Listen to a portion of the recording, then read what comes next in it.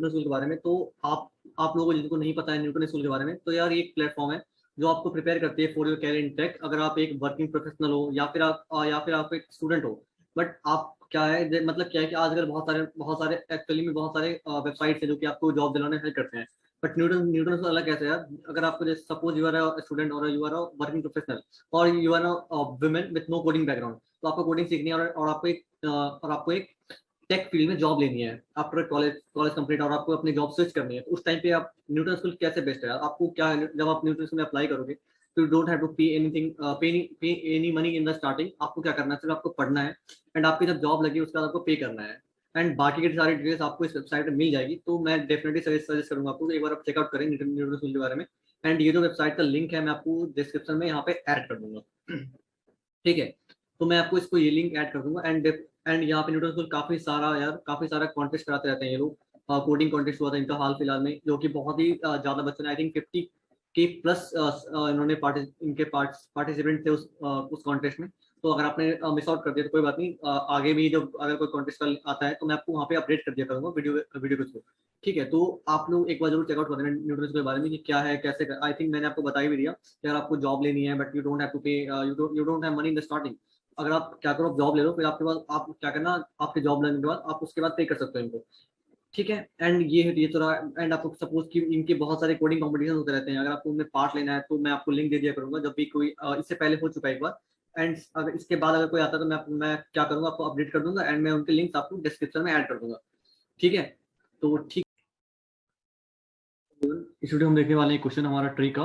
Next question जो basically है same tree, तो हमें यहाँ पे क्या है, दो ट्री गिवन है एंड हमें बताना है क्या वो दोनों ट्री सेम है कि नहीं है। सेम इन द सेंस क्या बोल रहे हैं, और जब देखते हैं सेम, अगर हम यहाँ पे सेम बात करें, सेम किस चीज को बोलते हैं सेम, तो एक मिनट देना मुझे आप।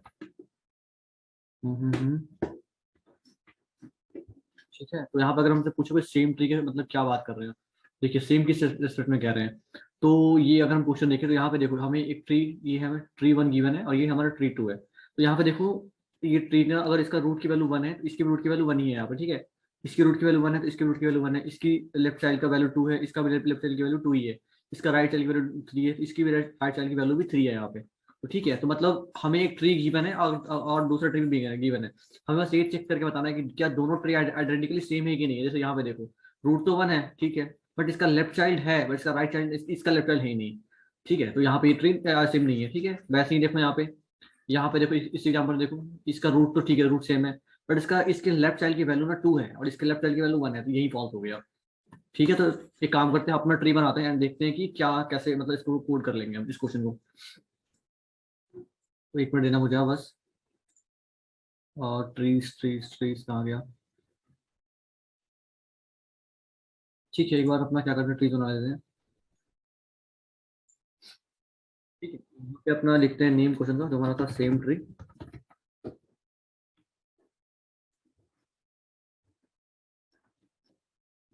क्या तो है हमारा क्वेश्चन था, हमने इसका नेम लिख लिया सेम ट्री। एंड यहाँ पे नेम नहीं लिखते हैं, इसको हटाते हैं यहाँ से। ठीक,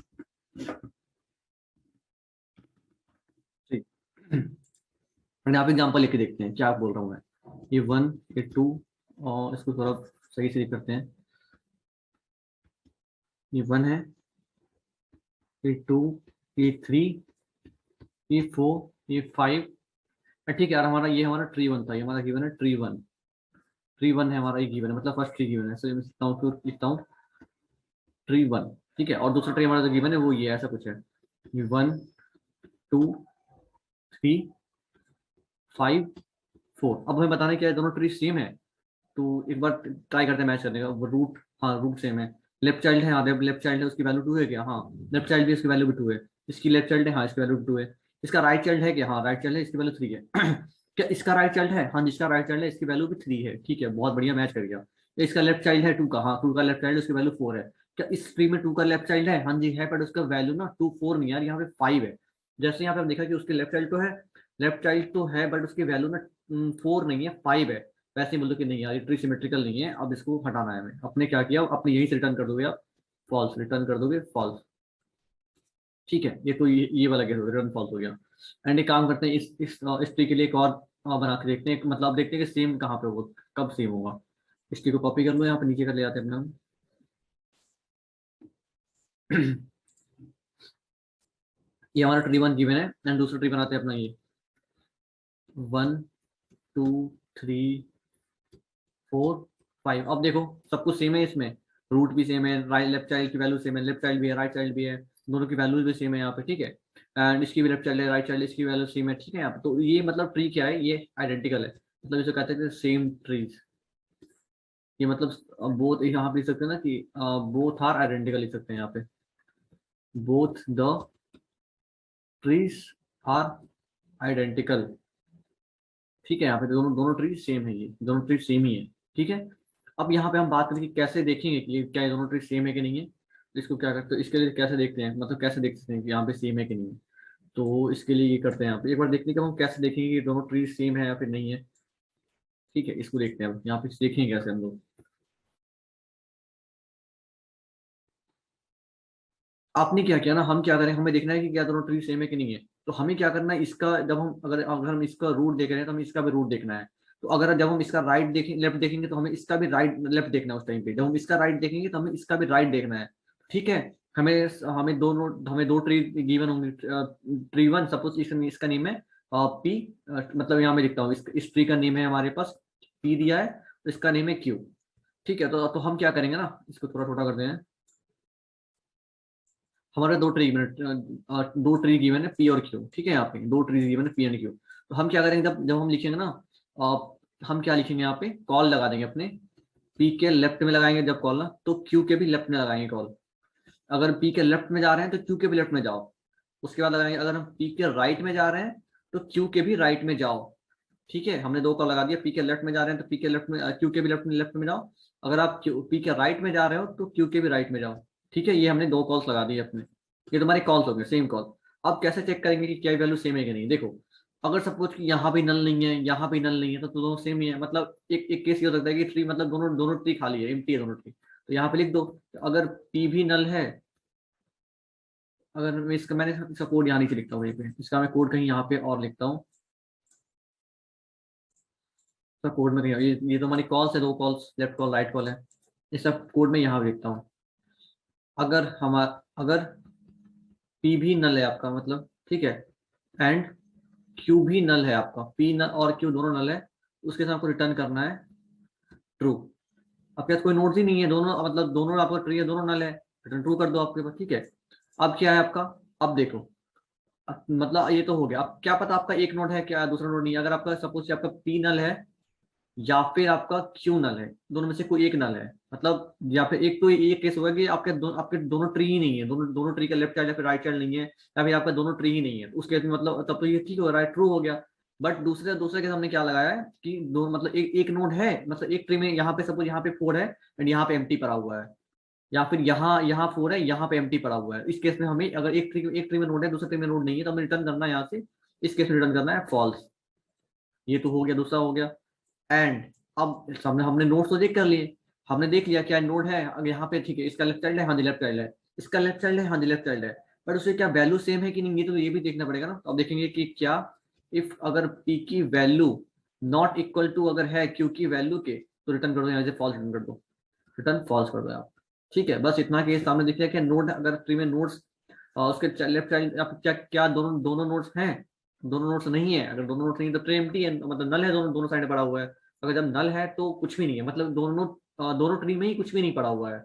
लेफ्ट चाइल्ड सपोज की लेफ्ट चाइल्ड मान लो, फिर राइट चाइल्ड, अगर एक में लेफ्ट चाइल्ड नहीं है तो दूसरे में लेफ्ट चाइल्ड नहीं है, एक में अगर राइट चाइल्ड नहीं है दूसरे में भी राइट चाइल्ड नहीं है, या फिर कोई ट्री ही नहीं है उस केस में, तो सेम ही है। तो उस केस में रिटर्न ट्रू करेंगे। बट एक एक ट्री में लेफ्ट चाइल्ड है दूसरे में राइट चाइल्ड नहीं, दूसरे में लेफ्ट चाइल्ड नहीं है, या फिर एक ट्री में राइट चाइल्ड है दूसरे में राइट चाइल्ड नहीं है, उसके रिटर्न करना है फॉल्स, ठीक है। अब ये तो हो गया, हमने इतना कर लिया। अब दूसरे में क्या था, हमें हमने देखे नोड तो देख लिया, अब हमें देखना है कि नोड अगर है तो उसकी वैल्यू के सेम है कि नहीं है।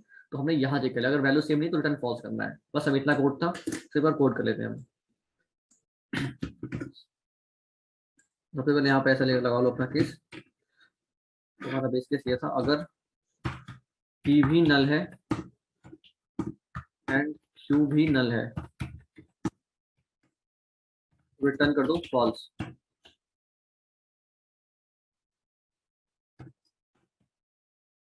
P equal to null and Q equal to null.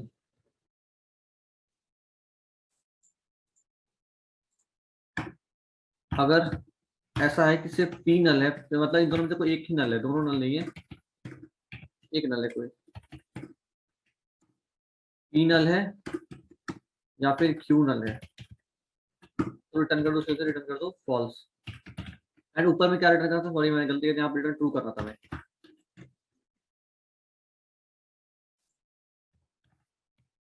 ठीक है, एंड अब देखो क्या p की value not equal to q की वैल्यू है, अगर ऐसा है तो रिटर्न कर दो फॉल्स। ठीक है, अब नहीं है, ऐसा नहीं है, तो यहाँ से रिटर्न लगा दो, कॉल लगा दो अपने सेम ट्री को, p के लेफ्ट में जाओ, q के लेफ्ट में जाओ, एंड एक बार और कॉल लगा दो, p के राइट में जाओ एंड q के भी राइट में जाओ। ठीक है, अब इसको रन देख लो, यहाँ पे सबमिट हो रहा है, रन टेस्ट तो रन कर रहे हैं, तो सबमिट करके देखने एक बार। अच्छा ठीक है, हाँ जी सबमिट कर लेते हैं इसको, सबमिट हो रहा है। ठीक है, आई होप समझ में आया होगा, थैंक यू सो मच।